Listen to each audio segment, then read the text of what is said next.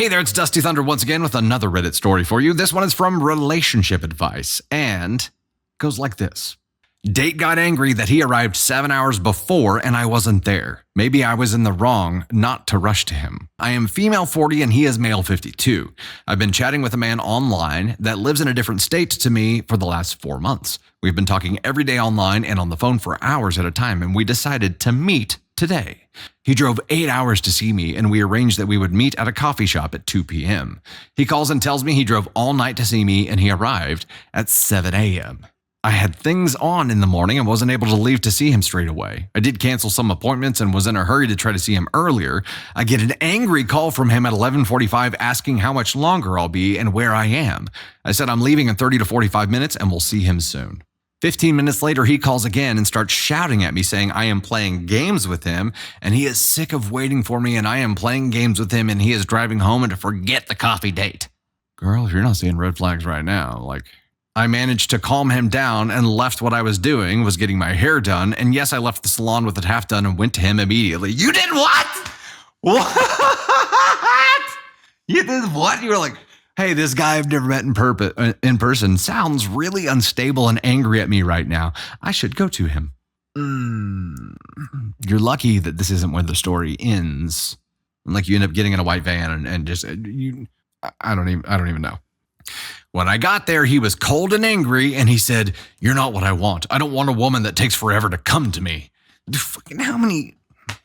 I tried to explain to him that we arranged to meet at 2 p.m. and just because he decided to drive all night to see me and arrive early, that was great, but I couldn't drop everything to see him. He was so angry that he was rude to staff as well, and he was complaining that the coffee wasn't good and it was cold, etc. You've been there since 7 a.m., bro. This is unhinged behavior. Why would you go to this person? I can fix him. No, really, I can. Only I can. Is that the mentality here? Everything was bothering him, and in the end, he just left me there and said he is leaving, he is going home. My heart is broken as I spent 4 months getting to know this man, so many hours online and on the phone, and this is how it ended. He said he felt that if I was serious about him, I would have arrived within 2 hours of him arriving instead of coming at the time we had both arranged. Am I in the wrong and I messed this all up? Should I have done something different and the outcome would have been different? Okay, before I'm going to read the edit post feedback here. What the f***?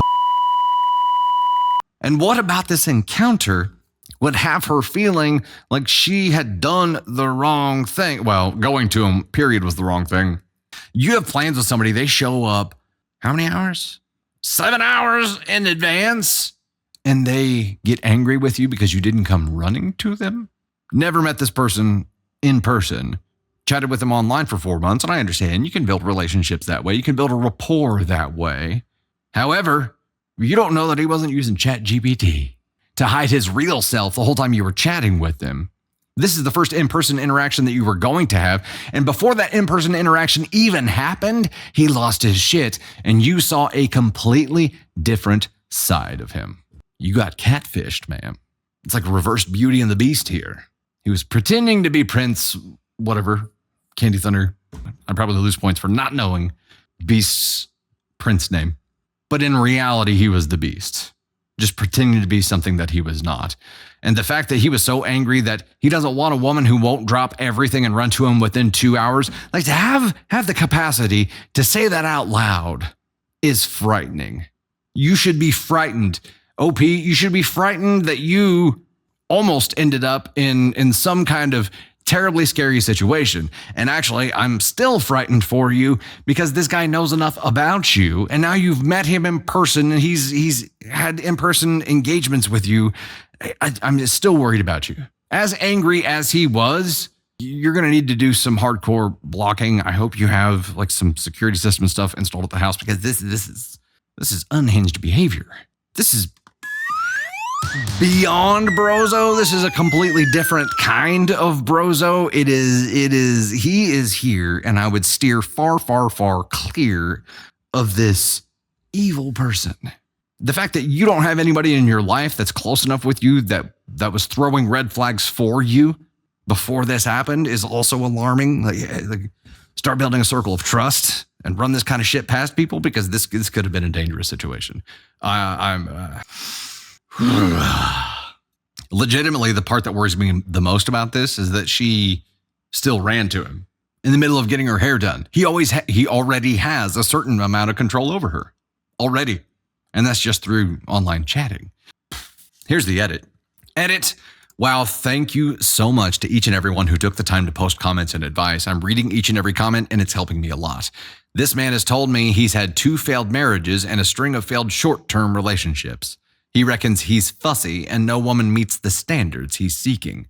It's all starting to make sense now. I had my rose-colored glasses on as I really liked the person he portrayed himself to be. I come from a dysfunctional family upbringing, so I guess that's why I tolerate it so much. It's been 3 days and he hasn't said anything. It's been complete silence. That's almost scarier. Legitimately, I hope you have a security system and some cameras installed. And like some pepper spray or panic button or some shit.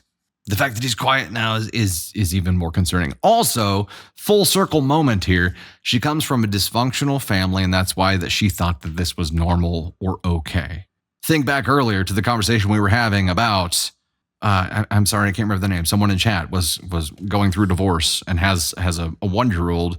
Kids will end up much happier and more functional in 2 separate happy homes rather than one dysfunctional one. This could be avoided. But the example you provide your kids about what happiness is and what a successful relationship, what a functional relationship looks like, creates automatic thoughts, automatic feelings, beliefs about what's okay. Yeah, that makes sense. I mean, the trauma is like the only thing that would have paved the way for her believing this or thinking it's okay or running to him after this time. It's terrifying. It is terrifying. So I guess let this be a lesson if you are developing an online relationship with someone. It's not completely telling of who they are. And it's just scary. I mean, you just got to somehow take the rose tinted glasses off every once in a while just to check and see where you're at.